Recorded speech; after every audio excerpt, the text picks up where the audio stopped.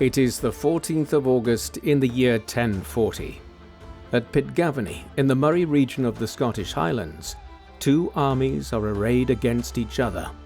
This is not a large battle, however, as 11th century Scotland is too small and too thinly populated for there to be more than a couple of thousand fighters on the field. Even so, the confrontation is a momentous one, as by the time the fighting is over, King Duncan I of Scotland is dead. In his place, the victor is crowned King of Scots. Over time, he will become an infamous ruler, the one who is alleged to have stabbed Duncan to death while he slept, rather than defeating him in battle. His name, Macbethad mac Findláech, the Mormaer, Lord of Moray, better known to history as King Macbeth.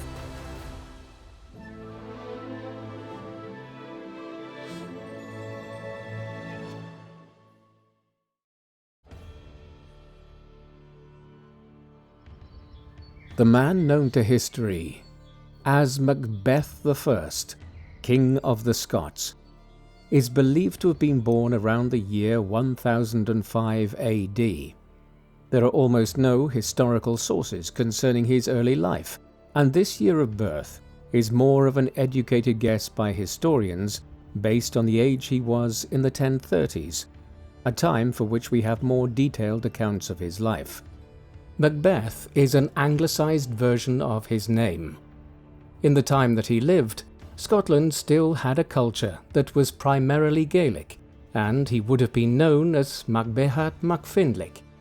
Mac means son of in Gaelic, and Behad is derived from the Irish word beha, meaning life. As such, his name means son of life, while Mac Findláech is a patronymic surname that indicates he was the son of Findláech. Thus, Macbeth's full name, in the most literal sense, meant son of life, son of Findláech. There is no explicit evidence for where he was born.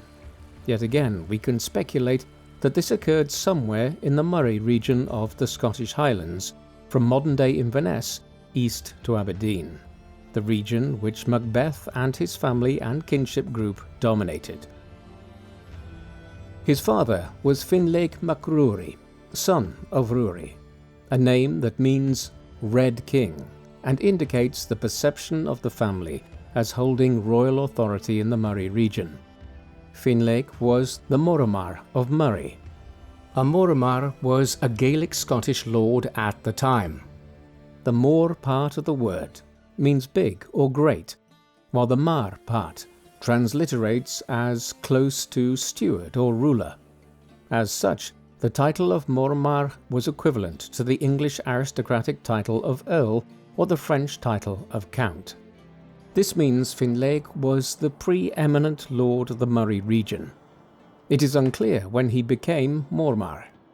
He must have held the position from some time between 1014 and possibly for many years by that time.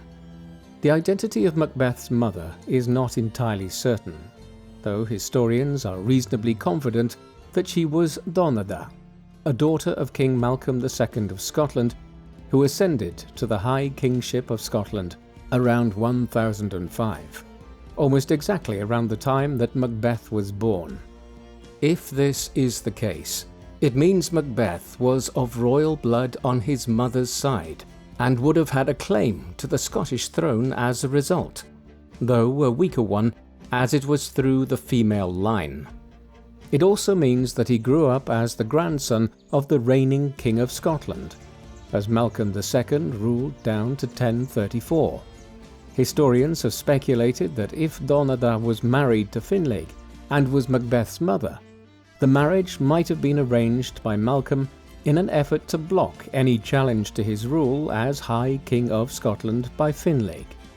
One chronicle of the time refers to Findláech after his death as King of Scotland, and the perception is that the Mormaer of Moray had risen to such strength that Malcolm formed a family marriage alliance with him to prevent Findláech trying to usurp him. If this is the case, then it indicates that efforts by the rulers of Moray to claim the Scottish throne predated Macbeth's time, an important point given later perceptions of Macbeth. Macbeth's life and his later legacy were the product of the complex politics of Scotland in the 11th century and the often confusing overlap of jurisdictions and cultures. There was not a homogeneous kingdom of Scotland throughout much of the medieval era, and there were competing cultural and political groupings. The region we know as Scotland today was known as Caledonia to the Romans. It was inhabited by the Caledonians, a subgroup of the Brittonic Celts who had inhabited Britain as far back as the 8th and 7th centuries BC. The Romans had tried to conquer the Caledonians on several occasions, and came close in the early 80s AD when the Roman governor of Britain, Gnaeus Julius Agricola, had invaded the northern extremities of Britain, even venturing into the Scottish Highlands. In the end, though, the Caledonians had pushed back, and the Romans settled for building large walls across northern England and southern Scotland to defend their northern border. This meant that Scotland had never been Romanized, and many of the features of Roman life which survived in places like England, France and Italy, even after the Western Roman Empire collapsed in the 5th century AD, did not apply in Scotland. For instance, languages like French and Spanish developed in Western Europe out of Vulgar Latin at this time. This did not apply in Scotland. Instead, the northern parts of Britain were much more influenced by Gaelic society in Ireland, the north of which was just a few hours away from western Scotland by boat. It used to be believed that as the Roman Empire collapsed in the 5th century AD, Scotland was invaded by a group known as the Picts, just as Roman Britain to the south was being invaded by Germanic tribes like the Angles and Saxons, who came from around the Low Countries, northern Germania, and Jutland in what is now Denmark. Historians today question this and believe that the Picts might have actually still largely been the Caledonians, though known now by a different name to English chroniclers of the early Middle Ages like Bede the Venerable, while also mixing with newcomers from further south and arriving to northern Britain from Ireland and parts of the continent. This complex political and ethnic history is important. It meant that Scotland was not a united place and was being influenced by different groups. In particular, the Gaelic people of Ulster in the north of Ireland were influencing the Outer Hebrides of western Scotland and the Scottish Highlands in the early Middle Ages, while there was also some cultural osmosis going on between the new Anglo-Saxon kingdoms of England like Mercia and Bernicia, and lowland Scotland between the 6th and 8th centuries. To complicate matters further, in the 9th century, Norse invaders from Norway and Denmark began raiding Scotland and then settling in the coastal regions. They colonized the Orkney Islands, for instance, off the northeast coast of Scotland. Out of these disparate Pictish, Gaelic, Anglo-Saxon and Norse influences, a number of important Scottish lordships and minor kingdoms began to emerge. In the earlier era, it was the Pictish kingdom of Fortriu. This was in turn superseded, and in the late 9th century, a kingdom of Alba emerged when a local ruler, Donald MacCosentine, began affirming himself as Rhi Alban, King of Alba. Alba was a Gaelic name at the time for Scotland. Donald is often considered the first true King of Alba, and, in a sense, the first King of Scotland. However, a number of powerful regional lords in places like Moray and the Scottish Highlands continued to exercise a great degree of independence. The important point, though, is that the Picts or Scots were moving towards establishing a more centralized, unitary kingship over the whole country. The power of the kings of Alba grew more and more in the 10th century, particularly during the long reign of King Constantine II between 900 and 943. At the same time, The Albans were becoming more involved in the wider politics of Britain and the North Sea world. Constantine, for instance, allied with several Danish rulers of northern England against the rulers of the Anglo-Saxons or Wessex in southern England, notably King Athelstan, who aspired to be the first ruler of a united England. A series of weaker Scottish rulers followed in the second half of the 10th century, and they found it difficult to exercise control over the regional lords of places like Moray or the Outer Hebrides or Western Isles. Thus, while the Kingdom of Alba was moving towards a centralized kingship, the regional lords, like Macbeth's ancestors in Moray, were still powerful in their own right. The chronicles make clear that these were considered to be regional rulers and that the kings of Alba were the High Kings, the first amongst many. The culture here also remained profoundly Gaelic. Some of the kings of the late 10th and early 11th centuries bear Gaelic names, like Idulf mac Cosentin, that are clearly Gaelic in origin. It was only in the 12th and 13th centuries that the Lowland Scots began absorbing English culture and adopted English as their spoken language. Gaelic culture would continue to predominate in the Scottish Highlands and Western Isles until as late as the 17th and 18th centuries. This was the world Macbeth was born into, one that was Gaelic in culture, that had a central kingship, but also powerful regional rulers in places like Moray, and one which was also deeply immersed in the wider politics of the Norse, North Sea, and Britain as a whole. In keeping with the prevalence of Gaelic culture in Scotland at the time, many of the best sources for the life of Macbeth come from the Gaelic annals. There are many Gaelic annalistic histories that are written down between the 14th and 17th centuries, ones which were loosely recorded in Irish monasteries and by Irish scholars for hundreds of years before being compiled into more comprehensive, full chronicles. They often cover hundreds of years of history. Several of them extend over 1,000 years or more. They are the oldest annalistic historical records in Europe. The Annals of Ulster and the Annals of Tigernach are particularly useful for understanding Macbeth's life. These often simply gave the year and then a short description of an event. Because of the proximity of Ulster to Scotland, and the view of Scotland as forming part of the wider Gaelic world in medieval times, the keepers of the annals recorded events in Scotland, and Macbeth features in them. In Scotland itself, a number of detailed king lists were kept in the 12th and 13th centuries that recorded the actions of Scottish kings and the wider history of the times. A vital source is the Chronicle of Melrose Abbey, a lengthy chronicle history maintained by the monks of Melrose Abbey in Roxburghshire, along the border today between Scotland and England. This covers 5 centuries of Scottish history and records, among other things, details of a pilgrimage which Macbeth made to Rome in 1050.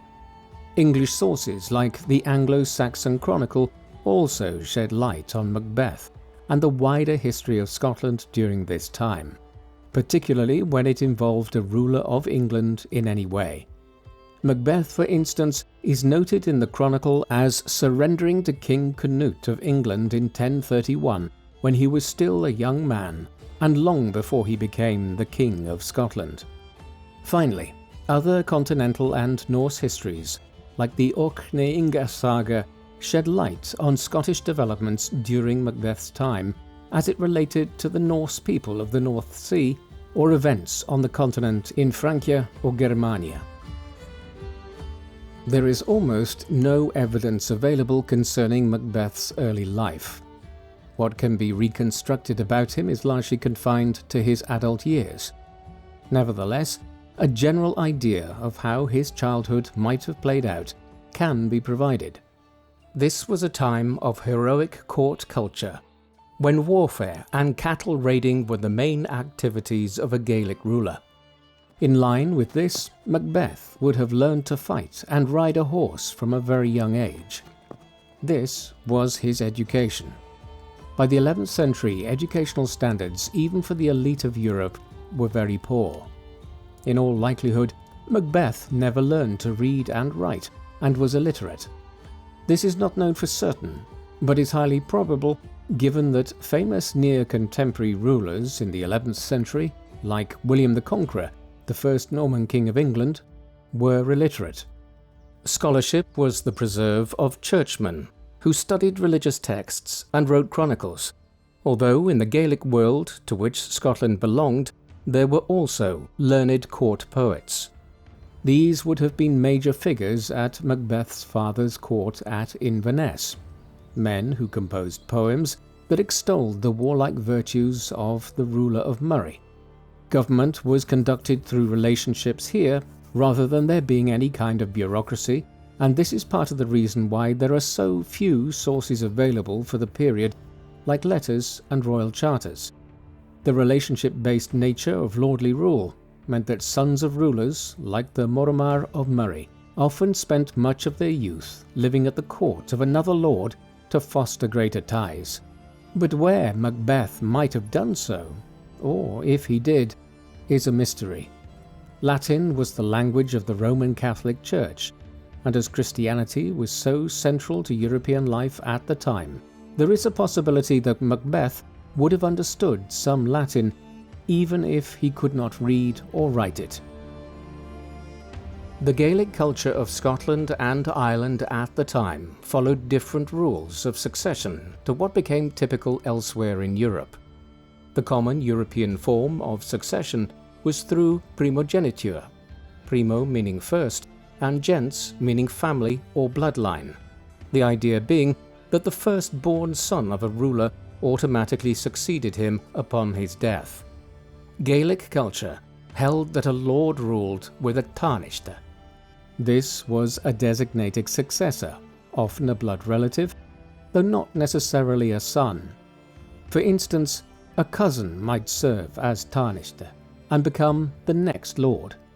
This means it was not a given that Macbeth would become the next Mormaer of Moray.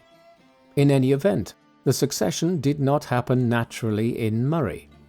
In 1020, when Macbeth was around 14 or 15 years old, his father was killed in a plot led by Maí Colm mac Malbridge and his brother Gille Coemgáin.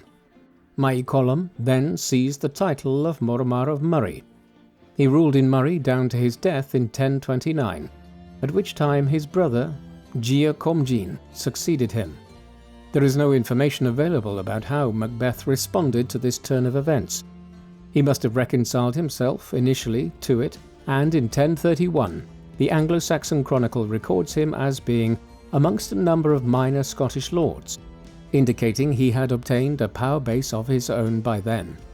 He then used this shortly afterwards to gain his revenge.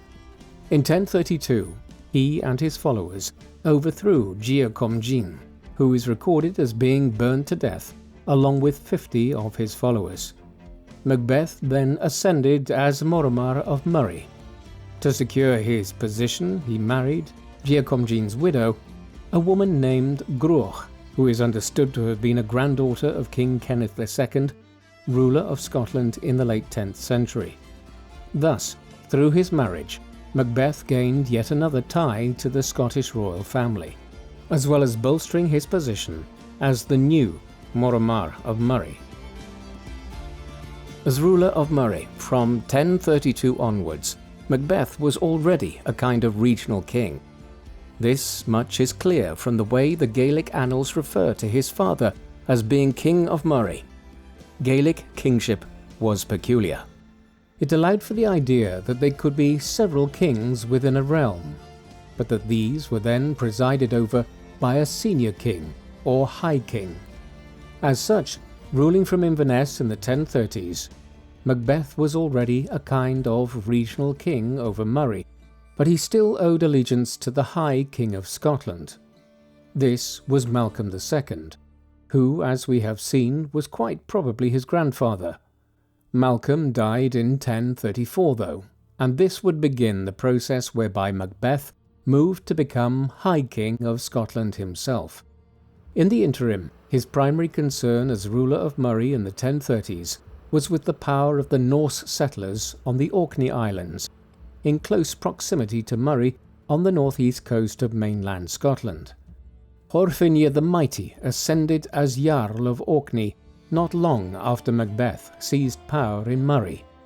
Horfinge was the most powerful Norse ruler of Orkney in medieval times, and also claimed control over parts of the northern extremity of Scotland around Caithness and Sutherland, meaning his zone of influence was just north of Moray in the Scottish Highlands. Consequently, it is significant that the Orkneyinga saga relates how Horfinge waged war on a ruler named Carl Hundason. The Orkneyinga saga was written in a completely different language to Gaelic or any version of English or Anglo-Saxon, and so it is quite likely that Carl Hundason was actually a reference to Macbeth, using a Norse insult instead of his Gaelic name, as Carl Hundason literally translates as a peasant son of a dog. As early as the 1030s, Macbeth was waging war on Horfinge and the Norse of the Orkney Islands in an effort to claim control of Caithness. This included naval clashes and highlights how Macbeth was not just a land-bound Scottish ruler, but as ruler of Moray and later of Scotland, controlled a fleet in the North Sea. Macbeth's rivalry with Horfinge would continue for many years. In the interim, Macbeth claimed the High Kingship of Scotland. As we have seen, Macbeth's probable grandfather, King Malcolm II, had died in 1034 after a long reign of nearly 30 years. He was succeeded by a man named Donachta mac Crianan. The anglicised version of his name is simply Duncan. He is understood to have been the son of Crianan of Dunkeld, a man who was married to Bechec, another daughter of Malcolm II. Thus, Duncan's claim to the Scottish throne in terms of family links was very similar to Macbeth's. Both men were grandsons of Malcolm II, and their mothers had been sisters. Bechec was older than Donada, Macbeth's mother, but this kind of seniority made little difference in Gaelic law. What mattered is which contender for the High Kingship had greater support amongst the other lords of Scotland. It is therefore notable that Duncan's nickname in Gaelic is Antilligarach, which roughly means the sick. This suggests he was ill in some way that might have impacted on his rule, or became ill after he claimed the High Kingship. Macbeth evidently never accepted him as the High King, and a rivalry developed between them. In 1039, Duncan campaigned into northern England to try to claim further land there and pacify Macbeth and his followers in Moray. The campaign was disastrous, and afterwards Macbeth began to stress his claim to the High Kingship more vocally. Duncan consequently campaigned into Moray in 1040. This culminated in a battle on the 14th of August 1040 at a place called Pitgavany, which is believed to be near modern-day Elgin. Duncan was killed in the fighting, and Macbeth ascended as King of Scotland in his mid-30s. Macbeth's time as King of Scotland, as with so much else in his life, is thinly recorded, but inevitably there are more references to him after he became High King. He faced a wide range of different challenges as ruler. As Duncan's 6-year reign before him had proved, a weak ruler risked rivals appearing to try and claim the kingship from him. He tried to see off such challenges by presenting himself as a strong ruler, and also by putting in place a clear line of succession as well from early on in his reign. His marriage to Gruoch, the woman who would later become immortalized by William Shakespeare as Lady Macbeth, does not seem to have resulted in any children. However, she did have a son from her earlier marriage to Gille Coemgáin, a boy named Lulach, whom Macbeth adopted and prepared as his successor. Elsewhere, he faced challenges from abroad. The most significant was Horfinge the Mighty of the Orkneys. while the political environment of the wider North Sea world was also in considerable flux. For a brief period of time in the early 1030s, King Canute of England had unified the Norse world to a major extent when he also became King of Norway and Denmark. He died in 1035 and was succeeded by Harold Harefoot, who in turn died in 1040, just as Macbeth was ascending in Scotland. The next King of England, Harthacnut, ruled for just 2 years before he died suddenly, leading to a collapse of the North Sea Empire Canute had constructed. Thus, the situation which Macbeth dealt with in the 1040s was one of uncertainty above all else. That being said, there is no major evidence of him facing concerted opposition to his rule within Scotland itself amongst the Scottish lords. They accepted his rule as High King, at least initially. Macbeth was presiding over a realm that was thinly populated by modern standards. Estimates of the population of the Kingdom of Scotland in the 10th and 11th centuries suggest that somewhere between 500,000 and 1 million people lived here at the time. These are estimates. There are no detailed demographic records to establish population levels precisely. These people lived almost entirely in rural areas, in small hamlets and villages or dispersed farmsteads. There were only a few towns of any size.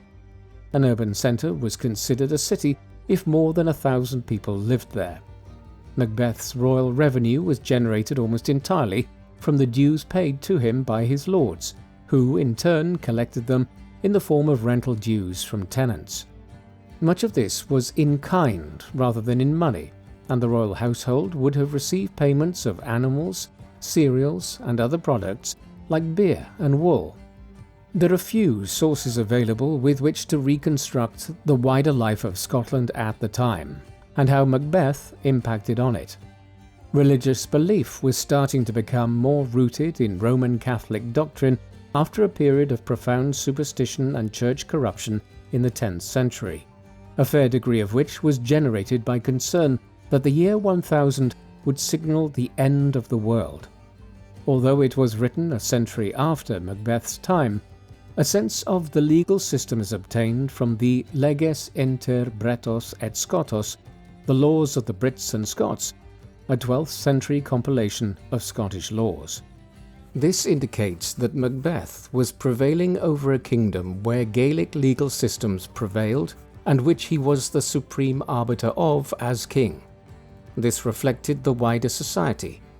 Scotland was still profoundly Gaelic in its culture. It was only a century after Macbeth's time that Anglo-Norman culture began to infiltrate the Scottish lowlands, creating a division between the Gaelic Scottish Highlands and the Anglicised Scottish lowlands. In Macbeth's time, no such division existed. He spoke Middle Gaelic, as did everyone else at his court. In the 1040s, the most pressing issue for Macbeth was the threat posed by Horfin the Mighty and Macbeth's desire to claim Caithness and Sutherland at the northern extremity of mainland Scotland from the Norse ruler of Orkney. Assessments of the nature of this conflict are limited by the fact that we are almost entirely reliant on the Orkneyinga saga for information about it, a source which can be unreliable and which, as we have seen, uses an alternative name for Macbeth, Carl Hundason, to insult him. If this is to be believed, Macbeth and Horfinja ended up engaged in a more protracted war in the 1040s, as Macbeth sought to use his greater resources as High King to claim Caithness and Sutherland and remove the Norse from mainland Scotland altogether. This culminated in a sea battle at Dearness, lying on the eastern side of Pormona, or the mainland, the largest island in the Orkneys in the centre of the island chain. Perhaps unsurprisingly, given their legendary status as seafarers and naval raiders, the Norse defeated Macbeth in this clash. Despite this, it is significant that Macbeth and the Scots were able to mount a naval onslaught of this kind against the Orkneys at all. The war evidently continued for years to come, with land clashes in the Caithness region, notably at a place named as Torf Ness, most likely in near Tarbet Ness, a lake in the Easter Ross region of the Scottish Highlands. This is where the Orkney Inga saga becomes unreliable. It tries to suggest that Karl Hundason was killed in this battle or shortly afterwards by the Norse of Orkney. This is not how Macbeth would eventually meet his end, though the author of the saga, which was written for a Norse audience, would have been anxious to present a different version of events, which lionized the Norse of the Orkneys and presented a narrative in which Horfindláech finally succeeded in vanquishing his Scottish enemy. From within Scotland itself, Macbeth had little sustained opposition during this time, though one opponent did briefly arise. Crinan was the father of King Duncan, whom Macbeth had successfully challenged for the high kingship. Unsurprisingly, Crinan was anxious to avenge his son's death, and early on in the new reign began gathering some allies to him. He was a religious figure, serving as the abbot of Dunkeld Abbey, a significant religious house inland from where modern-day Dundee is. His position as an abbot does not mean he was not a political and military figure. These were hereditary religious offices in the Gaelic world, often dominated by leading royal and lordly families. His animosity towards Macbeth became clear around 1044, when he revolted and gathered a force in the region south towards Edinburgh. It is doubtful that Crinan would have had any designs on claiming the high kingship himself.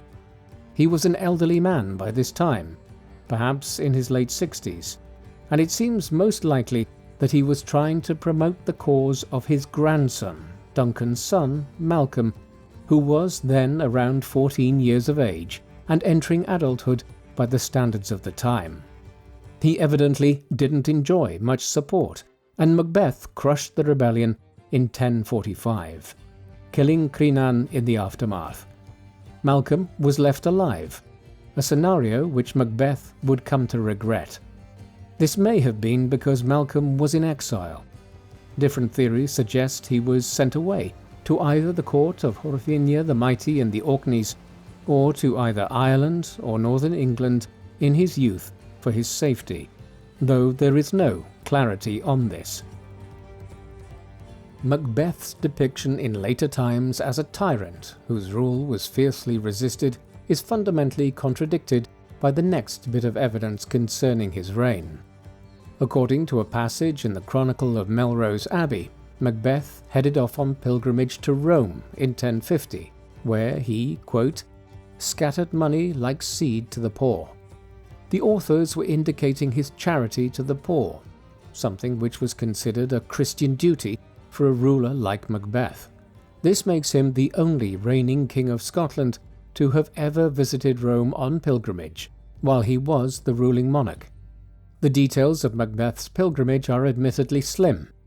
This has led a number of commentators to question whether or not the story can be corroborated based on one statement in the medieval records.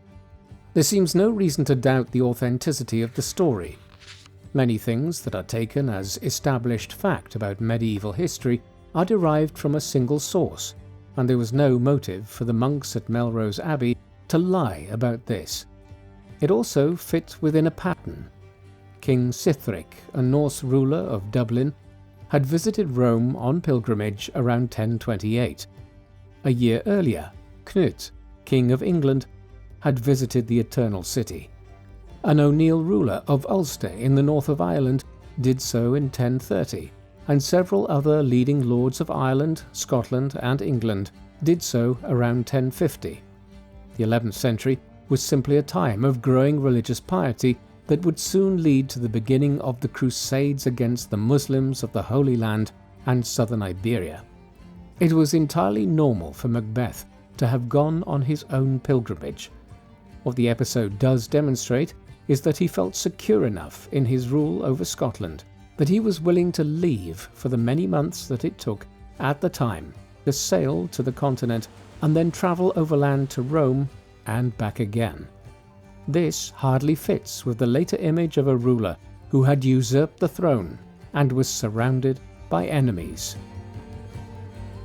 When Macbeth returned to Scotland, fresh off his pilgrimage to Rome, he found that a fresh conflict was brewing to the south in England. This centred on Godwin of Wessex, a lord who had a claim to being the most powerful earl in England. He had risen to his position during the reign of King Canute. He aimed to maintain his status into the new reign of King Edward the Confessor, who became king in 1042 by marrying his daughter Edith to the new monarch. The attempted marriage alliance ended up having the opposite effect. Edward was famously believed to have remained celibate for religious reasons even after marrying, and the union did not produce children. Godwin and Edward were soon in conflict, the Earl disappointed by the idea that the grandson he had hoped would come from the marriage would not be king one day. By the early 1050s, tensions between Godwin and the king were intensifying, and shortly after Macbeth returned to Scotland, Edward took Godwin's titles from him and exiled him. He and other members of his family variously ended up heading to the Low Countries and Ireland, seeking allies. Macbeth must have been contacted, and it is little surprise to hear that 2 Norman knights from the north of France suddenly ended up being employed at Macbeth's court in Scotland around this time, as the political intrigue in England spilled over into the wider lands of Western Europe. Godwin would eventually be restored to his lands by Edward shortly before he died in April 1053. However, the events in England would prove to have a more consequential impact on Macbeth's rule over Scotland as a new challenger emerged to threaten his rule, aided by the rulers of northern England.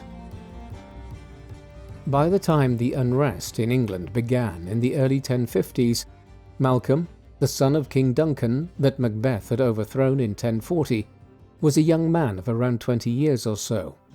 His grandfather, Crinan, abbot of Dunkeld, as we have seen, had revolted in the mid-1040s against Macbeth's rule. Malcolm had probably spent his youth outside of Scotland since 1040. He re-emerged in the early 1050s and was one of 2 Malcolms who now allied with Siward, Earl of Northumbria, in 1054 to invade Scotland and try to unseat Macbeth. The other Malcolm was the Lord of Cumbria along the English-Scottish border. Malcolm, son of Duncan, was clearly involved as well in the invasion of 1054, which set in motion a chain of events which would lead in the end to Macbeth's downfall. Siward was one of the most powerful lords of England, an earl primarily of Danish heritage who prospered under the last Danish kings of England, Canute, Harold Harefoot, and Harthacnut, leading to him being installed as ruler over Northumbria. He was a strong opponent, and so Macbeth faced a considerable threat when he invaded southern Scotland in the summer of 1054.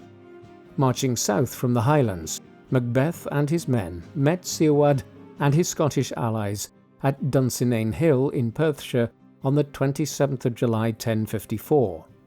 The Battle of Dunsinane was evidently a very large battle by the standards of clashes in the 11th century.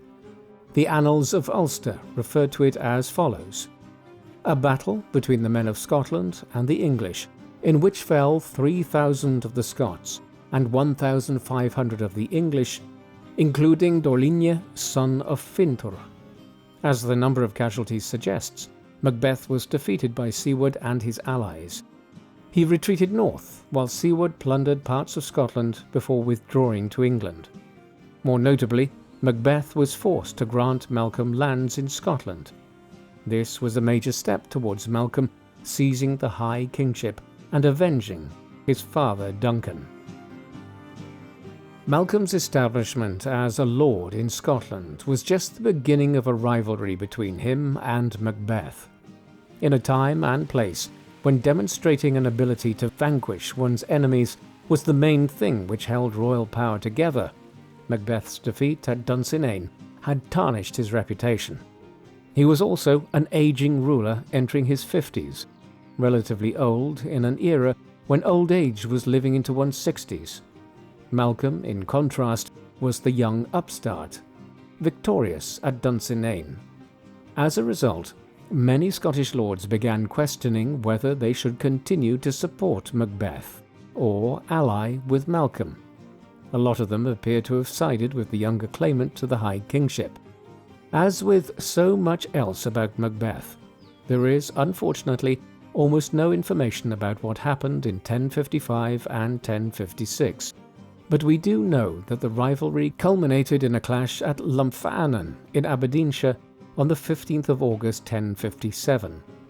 During this, Macbeth was apparently slain by Malcolm himself. Curiously, Malcolm did not immediately become High King. Instead, Macbeth's stepson, Lumphanan, his wife Gruoch's son from her first marriage, who Macbeth had been raising as his heir for many years, successfully claimed the High Kingship and was crowned at Scone, the traditional coronation site of the Scottish kings, in early September 1057. He did not last long though. Lumphanan was murdered in March 1058, and Malcolm then became High King as King Malcolm III. Thus did he avenge his father, and Macbeth was dead after a reign of 17 years.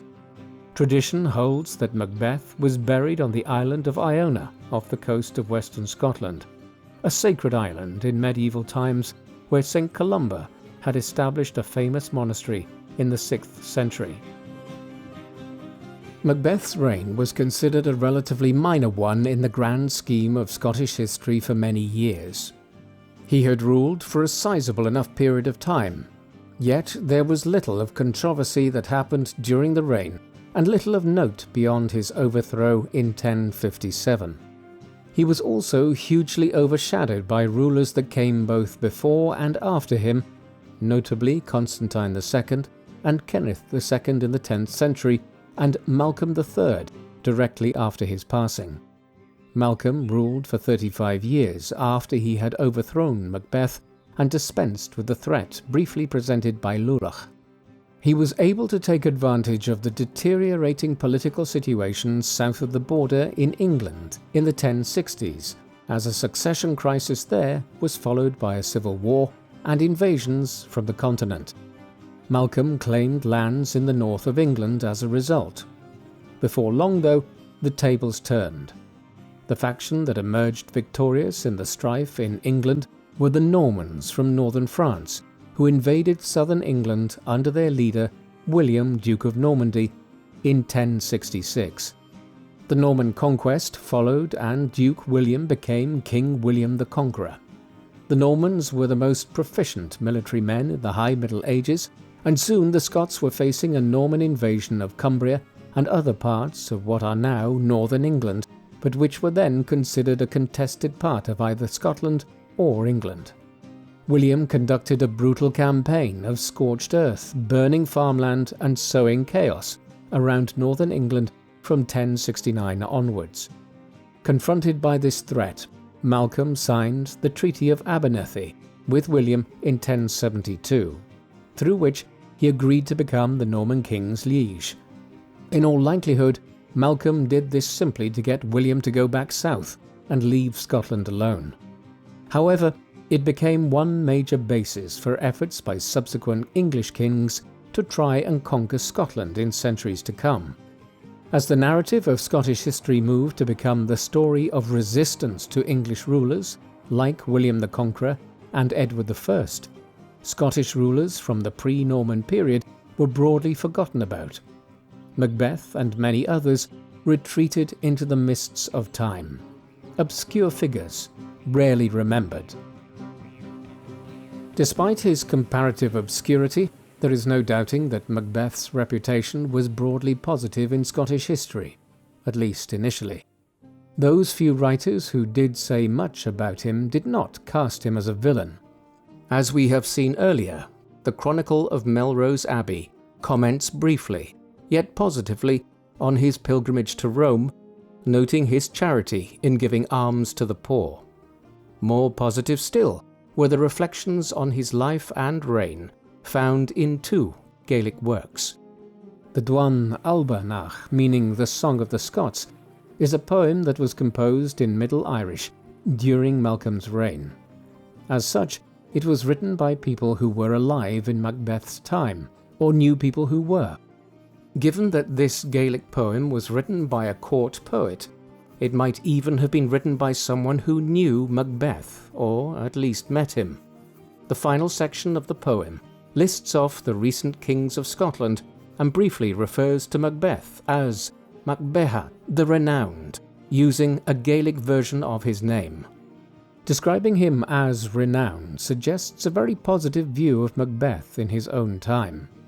This is matched by the prophecy of Berchan, another Middle Irish poem written at roughly the same time as the Dwan Albanach, close to Macbeth's own lifetime. The poem is written from the perspective of an abbot of an Irish monastery named Berchan. In it, Macbeth is referenced as the generous king of Fortriu, using an old Gaelic name for Scotland. Whatever about later times, in his own day, while he might have been overthrown and killed by Malcolm, Macbeth was generally well regarded. The positive reputation that Macbeth enjoyed in medieval times is jarring for people in the modern world. This is for the simple reason that our impression of Macbeth, the 11th century king of Scotland, is almost entirely based on the image of him presented by William Shakespeare in his play Macbeth. This was written early in the 17th century and is understood to have been first performed at the English court of King James I late in 1606. Macbeth is considered one of Shakespeare's greatest works, alongside plays like Hamlet and Romeo and Juliet. For this reason, vast numbers of people are familiar with the Macbeth of Shakespeare's play, as the play has been taught as part of secondary school curricula for decades. In the play, Macbeth is a tragic villain. When the play starts, he is a senior lord and King Duncan is ruler of Scotland. 3 malevolent witches prophesy that Macbeth will become King of Scotland at the outset of the play. We then see Macbeth murder Duncan in his bed in the second act in fulfillment of the witch's prophecy. He is driven on by the encouragement of the power-hungry Lady Macbeth. Macbeth then seizes the throne, usurping it from Duncan's son Malcolm. The play then becomes a story of the psychological unravelling of both Macbeth and his wife, even as the lords of Scotland join a growing revolt led by Malcolm against Macbeth's tyrannical rule. Eventually they overthrow him in the 5th act and Macbeth is killed. However, the greater resonance of the play is the way in which Shakespeare depicted the manner in which guilt and the psychological torment of their actions destroy the Macbeths. Lady Macbeth, for instance, takes her own life before Macbeth is even overthrown, her mind ravaged by thoughts of the lives she and her husband have cut short in order to satiate their own quest for power. Shakespeare's achievement was in making Macbeth a sort of tragic hero, even though his actions are utterly immoral. All of this is out of sync with who Macbeth was and how he was perceived during the High Middle Ages. Some details are quite simply inaccurate. For instance, Duncan was not stabbed to death in his bed by Macbeth. He died on the battlefield fighting a rival in what would have been considered a legitimate power struggle. How did Shakespeare arrive at his portrayal of Macbeth? Was this just an extreme case of artistic license? Or was he genuinely misinformed about the life and deeds of his protagonist? The answer is a little bit of both. To understand how the Shakespearean Macbeth emerged, we need to examine how Shakespeare carried out his research for his many historical plays. When it came to his works on English history, like his extensive plays on King Henry IV and King Henry V, Shakespeare was on solid ground. All relatively learned Englishmen of the Elizabethan era knew about the exploits of these English rulers from the early 15th century. When writing his plays about the Romans, Shakespeare drew to a very large degree on the historical biographies of figures like Julius Caesar and Mark Antony written by the 2nd century AD Greco-Roman writer Plutarch. And when it came to medieval history and more obscure elements of British history, Shakespeare was greatly influenced by the Chronicles of England, Scotland and Ireland, first published in 1577 under the editorial guidance of Raphael Hollinshed, an English historian and scholar born back in the days of King Henry VIII.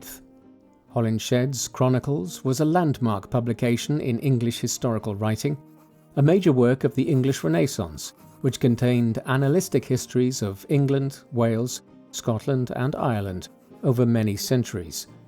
It was from this that Shakespeare took his inspiration when writing Macbeth and several other plays like King Lear and the tragedy of Cymbeline. So, what did Hollinshed say about Macbeth that led Shakespeare to present such a distorted view of the medieval Scottish king? He introduced him in a way which matches with Shakespeare's view of Macbeth as a contradictory figure, stating that Macbeth was, quote, a valiant gentleman, and one that if he had not been somewhat cruel of nature, might have been thought most worthy the government of a realm. Hollinshed presents Duncan as ruling Scotland at a time of peace, though portraying him as a weak king who allowed dissent to emerge amongst the MacDonald clan. Conversely, Macbeth voices his opposition to Duncan's excessive appeasement of the MacDonalds. Hollinshed even presents the kernel of the story concerning the witch's involvement in the death of Duncan and the rise of Macbeth. In Hollinshed's version, Duncan became ill and rumours abounded that this had something to do with a coven of witches that were living in the Moray lands ruled by Macbeth. There is even a passage in which Hollinshed claims that Macbeth and his friend Banquo run into 3 witches, who then proclaim Macbeth as King of Scotland. A major difference between Hollinshed's historical account and what Shakespeare subsequently wrote is that Hollinshed claims Duncan was killed by another figure named Donwald. The implication is that Macbeth had a hand in this treachery though, and thereafter the story again correlates with what Shakespeare produced in his play. Malcolm and other figures flee from the court, raise a rebellion with aid from figures in England and Ireland, and overthrow Macbeth. Siward of Northumbria is presented as the main protagonist in overthrowing Macbeth, who was killed in 1057, leading to the accession of Malcolm. Thus, Shakespeare derived a large proportion of the main plot elements of his play from Hollinshed's account, including the story of the witches, albeit with details of Duncan's murder changed. As should be clear from what we have heard earlier, Hollinshed's account is not historically accurate. This begs the question, how did Hollinshed end up writing such a potted history of Scotland's royal politics in the 11th century? It must be remembered, in examining this, that figures like Hollinshed, who were writing in the Tudor era, had very little information to base their accounts on. Even today, with all the breakthroughs of modern scientific archaeology, and with vast portions of the collective knowledge of humanity no more than a few web searches away, there is a vast amount about the history of medieval Scotland that we simply will never know about.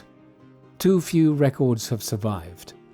In Hollinshed's case, he and his co-authors prepared the chronicles as best they could, using histories written by individuals in England, Scotland, and Ireland in the late medieval period. For the Scottish sections, Hollinshed relied on several works. One was a chronicle of English and Scottish history, written by an Oxford scholar named David Chalmers in the early 1570s.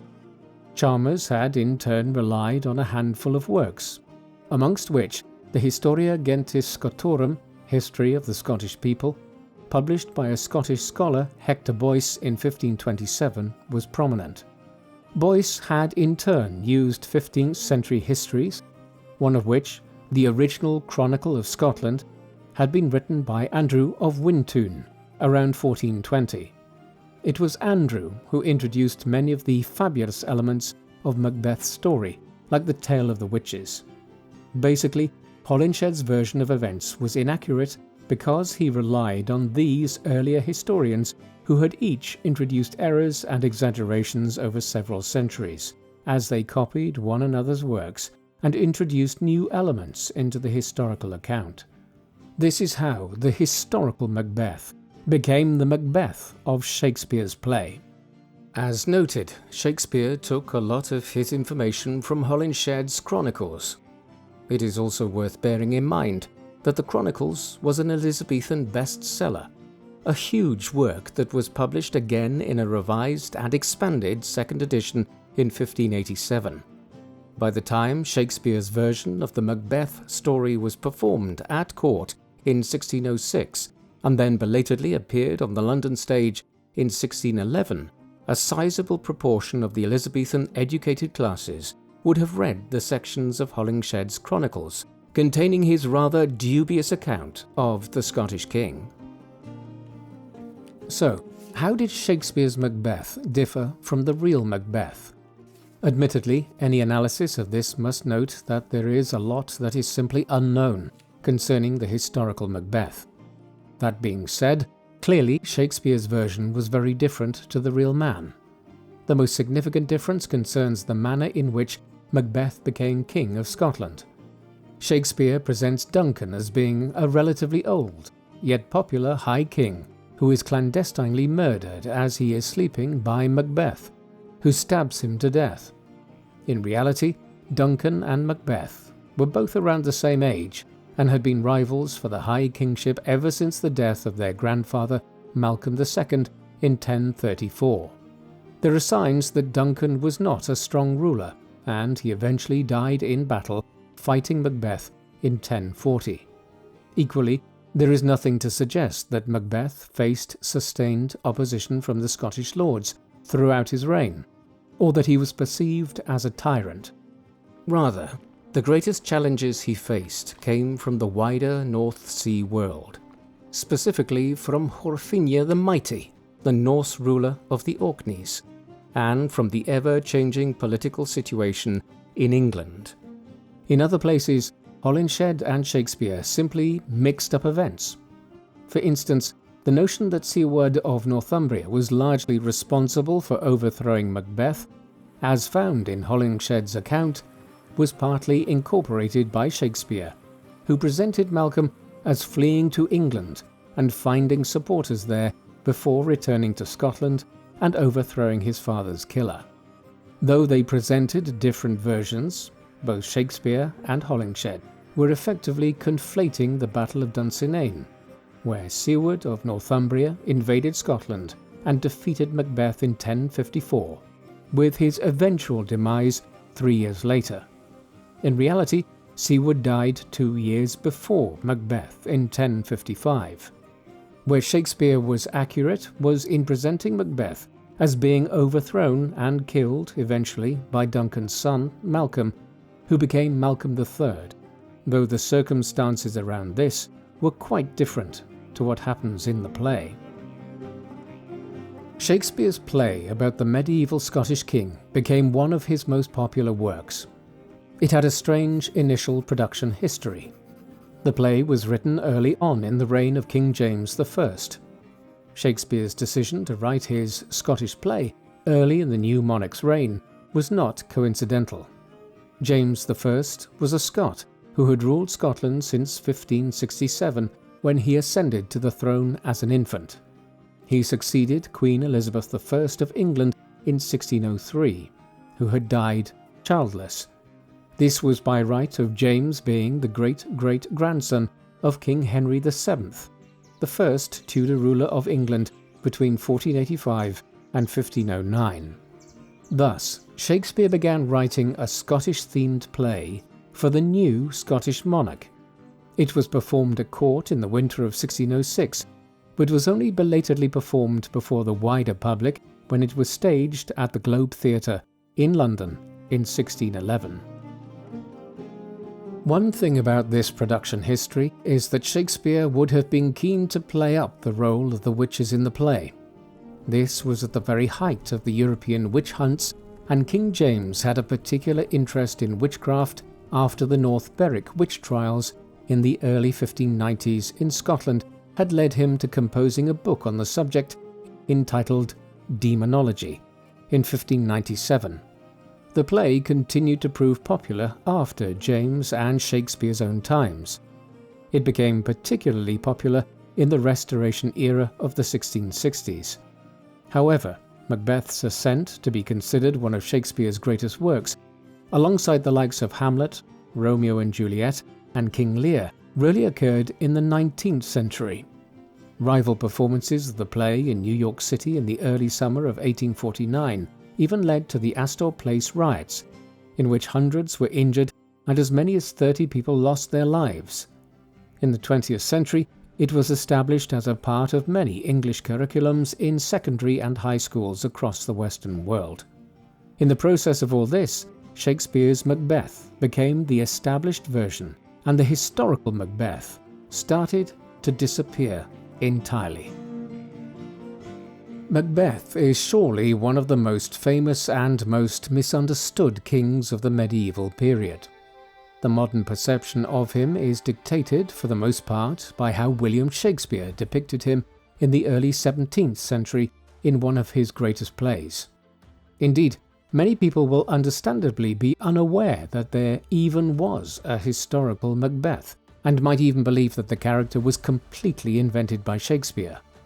This is because Macbeth was a fairly obscure Scottish king who was hugely overshadowed by other Scottish monarchs of the 10th, 11th and 12th centuries like Constantine II, Malcolm III and David I.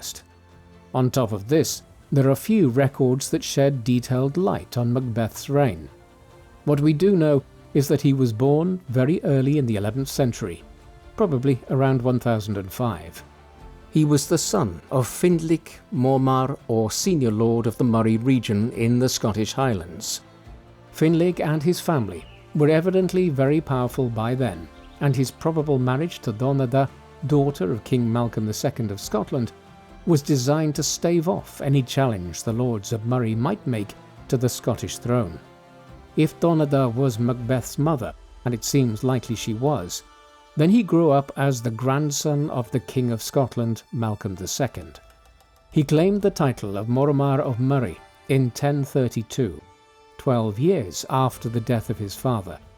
After Malcolm died in 1034, Macbeth began to challenge for the Scottish throne, and this culminated in the death of King Duncan in 1040 and Macbeth's accession.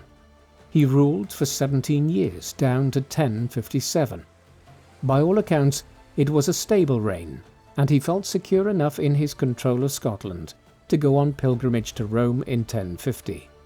Though he was eventually overthrown and killed in 1057, the annals of the time refer favourably to him, and there is no real evidence to suggest he was perceived as a tyrant in his own time. That later view of him is due to Shakespeare's play. The English playwright can be forgiven for misconstruing the nature of the historical Macbeth.